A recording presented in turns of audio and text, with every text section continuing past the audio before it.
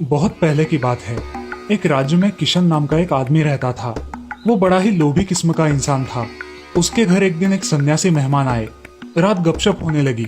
सन्यासी ने कहा, तुम यहाँ क्या छोटी मोटी खेती में लगे हो? थोड़ी ही दूर दूसरे राज्य है, वहां यात्रा करो तो पता चलेगा। जमीन इतनी सस्ती है कि लगभग मुफ्त में मिल जाती है। तुम ये जमीन बेच बाच कर उस राज्य में चले जाओ, वहां हजारों एकड़ जमीन मिल जाएगी। किशन का लालच जगा। दूसरे ही दिन सब बेच बाच कर वो एक घोड़े के साथ उस राज्य की राह पर चल पड़ा। जब किशन वहां पहुंचा तो उसे बात सच मालूम पड़ी। उसने पूछा कि मैं जमीन खरीदना चाहता हूँ। तो वहां के लोगों ने कहा कि जमीन खरीदने के लिए तुम जितना पैसा लाए हो रख दो, और कल सुबह सूरज के उगते ही तुम निकल पड़ना, और सांझ सूरज के डूबने तक जितनी जमीन तुम घेर सको घेर लेना। बस चलते जाना, जितनी जमीन तुम घेर लो। सूरज के डूबते डूबते उसी जगह पर लौट आना जहाँ से चल पड़े थे। बस यही शर्त है, जितनी जमीन तुम चल लोगे उतनी जमीन तुम्हारी हो जाएगी। किशन रात भर सो न सका। तुम भी होते तो सो न सकते। ऐसे क्षणों में कोई सोता है? रात भर योजनाएं बनाता रहा कि कितनी जमीन घेर लूं। सुबह दौड़ के लिए तैयार हो गया। सारा गांव इकट्ठा हो गया। सुबह का सूरज उगा और किशन भागने के लिए तैयार हो गया। उसने अपने साथ रोटी ले ली, पानी का भी इंतजाम कर लिया। रास्ते में भूख लगे प्यास लगे तो सोचा था कि चलते चलते खाना भी खा लूंगा, पानी पी लूंगा। रुकना नहीं है, चलना है, दौड़ना है। उसने दौड़ना शुरू किया, क्योंकि चलने से तो आधी ही जमीन घेर पाता, दौड़ने से दुगनी हो सकती थी। वो खूब भागा, भागता रहा। किशन ने सोचा था कि ठीक 12 बजे लौट पड़ूंगा, ताकि सूरज डूबते डूबते वापस पहुंच जाऊं। 12 बज गए, मीलों चल चुका है, मगर लालच का कोई अंत है। उसने सोचा कि 12 तो बज गए, लौटना चाहिए, लेकिन सामने और उपजाऊ जमीन, और उपजाऊ जमीन, थोड़ी सी और घेर लूं। जरा तेजी से दौड़ना पड़ेगा लौटते समय, इतनी ही बात है, एक ही तो दिन की बात है, और जरा तेजी से दौड़ लूंगा। उसने पानी भी नहीं पिया, क्योंकि उतनी देर रुकना पड़ेगा। उस दिन उसने खाना भी नहीं खाया। रास्ते में उसने वो खाना भी फेंक दिया, पानी भी फेंक दिया, क्योंकि उनका वजन ढोना पड़ रहा था, इसीलिए दौड़ ठीक से नहीं हो पा रही थी। उसने अपना कोट भी उतार दिया, अपनी टोपी भी उतार दी, और जितना निर्भर हो सकता था हो गया, और दौड़ने लगा। 1 बज गया था, लेकिन किशन का लौटने का मन ही नहीं हो रहा था, क्योंकि आगे और सुंदर भूमि आती चली जा रही थी। मगर फिर लौटना ही पड़ा। 2 बजे किशन लौटा। अब घबराया, सारी ताकत लगाई, लेकिन ताकत तो खत्म होने के करीब आ गई थी, क्योंकि वो सुबह से दौड़ रहा था, हाँफ रहा था, घबरा रहा था कि पहुंच पाऊंगा कि नहीं, वो भी सूरज डूबने तक। किशन ने अपनी सारी ताकत लगा दी, पागल होकर दौड़ा, सब दांव पर लगा दिया। अब सूरज डूबने लगा, ज्यादा दूरी भी नहीं बची थी। किशन को अब गांव वाले लोग दिखाई पड़ने लगे थे। गांव के लोग खड़े थे, आवाज दे रहे थे कि आओ, जल्दी आ जाओ, उसे उत्साहित कर रहे थे। उन्हें देखकर वो सोचने लगा, अजीब सीधे साधे लोग हैं, इनको तो सोचना चाहिए कि मैं मर ही जाऊं, तो इनको धन भी मिल जाए और जमीन भी न जाए, मगर ये बड़ा उत्साह दे रहे हैं कि भागो और भागो। उसने आखिरी दम लगा दी, भागा, बहुत भागा।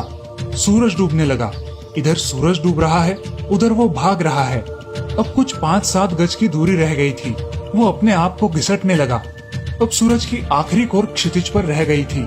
किशन घिसटते घिसटते आगे बढ़ने लगा, और जब उसका हाथ जमीन के उस टुकड़े पर पहुंचा जहां से वो भागा था, सूरज डूब गया। वहां सूरज डूबा और यहाँ किशन की मौत हो गई। इतनी मेहनत कर ली थी, शायद हृदय का दौरा पड़ा था, और यहाँ जिनको वो गांव के सीधे साधे लोग समझता था, हंसने लगे। गांव में इस तरह के पागल लोग आते ही रहते हैं। ये कोई नई घटना नहीं थी। अक्सर लोग आ जाते थे खबरें सुनकर, और इसी तरह से मरते थे। ये कोई अपवाद नहीं था, यही नियम था। अब तक ऐसा एक भी आदमी नहीं आया था जो जमीन घेरकर जमीन का मालिक बन पाया हो। ये कहानी तुम्हारी कहानी है, तुम्हारी जिंदगी की कहानी है, सबकी जिंदगी की कहानी है। यही तो तुम कर रहे हो, दौड़ रहे हो कि कितनी जमीन घेर ले। 12 भी बज जाते हैं, दोपहर भी आ जाती है, लौटने का भी समय होने लगता है, मगर थोड़ा और दौड़ ले। ना भूख की फिक्र है, ना प्यास की फिक्र है। जीने का समय कहाँ है? पहले जमीन घेर ले, पहले तिजोरी भर ले, पहले बैंक में रुपया इकट्ठा हो जाए, फिर जी लेंगे, फिर बाद में जी लेंगे। एक ही दिन का तो मामला है, और कोई कभी जी नहीं पाता। गरीब मर जाते हैं भूखे, अमीर मर जाते हैं भूखे, कभी कोई जी नहीं पाता। जीने के लिए थोड़ी विश्रांति चाहिए, जीने के लिए थोड़ी समझ चाहिए। जीवन मुफ्त नहीं मिलता दोस्तों, थोड़ा जीना सीखो आज में। जनकपुर राज्य के राजा को राज्य भोगते काफी समय हो गया था। बाल भी सफेद होने लगे थे। एक दिन उसने अपने दरबार में उत्सव रखा और अपने गुरुदेव एवं मित्र देश के राजाओं को भी आमंत्रित किया। उत्सव को रोचक बनाने के लिए राज्य की सुप्रसिद्ध नर्तकी को भी बुलाया गया। राजा ने कुछ स्वर्ण मुद्राएं अपने गुरुजी को भी दी ताकि नर्तकी के अच्छे गीत व नृत्य पर वे उसे पुरस्कृत कर सके। सारी रात नृत्य चलता रहा। ब्रह्म मुहूर्त की बेला आई। नर्तकी ने देखा कि तबले वाला ऊब रहा है और तबले वाले को सावधान करना जरूरी है, वरना राजा दंड दे सकते हैं। तो उसे जगाने के लिए नर्तकी ने एक दोहा पढ़ा। बहु बीती थोड़ी रही, पल पल गई बिताई, एक पल के कारणे न कलंक लग जाए कोई। अब इस दोहे का अलग अलग व्यक्तियों ने अपने अनुरूप अर्थ निकाला। तबले वाला सतर्क होकर बजाने लगा।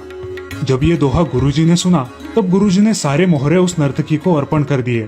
दोहा सुनते ही राजा की लड़की ने भी अपना 9 लखा हार नर्तकी को भेंट कर दिया और राजा के पुत्र युवराज ने भी अपना मुकुट उतारकर नर्तकी को समर्पित कर दिया।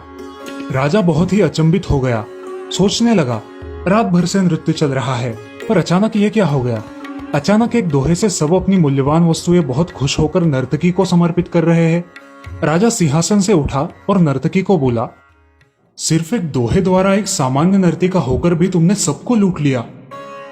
जब ये बात राजा के गुरु ने सुनी तो गुरु की आंखों में आंसू आ गए और गुरुजी ने कहा, राजा, ये नर्तकी अब मेरी गुरु बन गई है, क्योंकि इसने इसके दोहे से मेरी आंखें खोल दी है। इस दोहे से ये कह रही है कि मैं सारी उम्र जंगलों में भक्ति करता रहा और आखिरी समय में नर्तकी का मुजरा देखकर अपनी साधना नष्ट करने यहाँ चला आया। राजा, मैं तो चला। ये कहकर गुरुजी तो अपना कमंडल उठाकर जंगल की ओर चल पड़े। तभी राजकुमारी ने कहा, पिताजी, मैं जवान हो गई हूँ, आप आंखें बंद किए बैठे हैं। मेरी शादी नहीं कर रहे थे और आज रात मैंने आपके महावत के साथ भागकर अपना जीवन बर्बाद कर लेना था, लेकिन इस नर्तकी के दोहे ने मुझे सुमति दी है कि जल्दबाजी मत कर, तभी तो तेरी शादी होगी। क्यों अपने पिता को कलंकित करने पर तुली है। और तभी युवराज ने खड़े होकर कहा, पिताजी, आप वृद्ध हो चले हैं, फिर भी मुझे राज नहीं दे रहे थे। मैंने आज रात ही आपके सिपाहियों से मिलकर आपका कत्ल करवाने की योजना बनाई थी, लेकिन इस नर्तकी के दोहे ने समझाया कि पगले, आज नहीं तो कल आखिर राज्य तो तुम्हें ही मिलना है। क्यों अपने पिता के खून का कलंक अपने सिर पर लेता है। जब ये बात राजा ने सुनी तो राजा को भी आत्मज्ञान हो गया। राजा के मन में वैराग्य आ गया। राजा ने तुरंत फैसला लिया कि वो युवराज का अभी के अभी राज तिलक कर देंगे। और फिर क्या, उसी समय राजा ने युवराज का राज तिलक करवाया और अपनी पुत्री से कहा, पुत्री, दरबार में एक से एक राजकुमार आए हुए हैं। तुम अपनी इच्छा से किसी भी राजकुमार के गले में वरमाला डालकर पति रूप में चुन सकती हो। राजकुमारी ने ऐसा ही किया और राजा अब सब त्याग कर जंगल में गुरु की शरण में चला गया। ये सब देखकर नर्तकी ने सोचा, मेरे एक दोहे से इतने लोग सुधर गए, लेकिन मैं क्यों नहीं सुधर पाई। आज से मैं अपना नृत्य बंद करती हूँ। हे प्रभु, मेरे पापों से मुझे क्षमा करना। बस आज से मैं सिर्फ तुम्हारा नाम सुमिरन करूंगी। दोस्तों, इस लॉकडाउन में भी हम पर यही लागू होता है। बहु बीती थोड़ी रही, पल पल गई बिताई, एक पल के कारणे ना कलंक लग जाए कोई।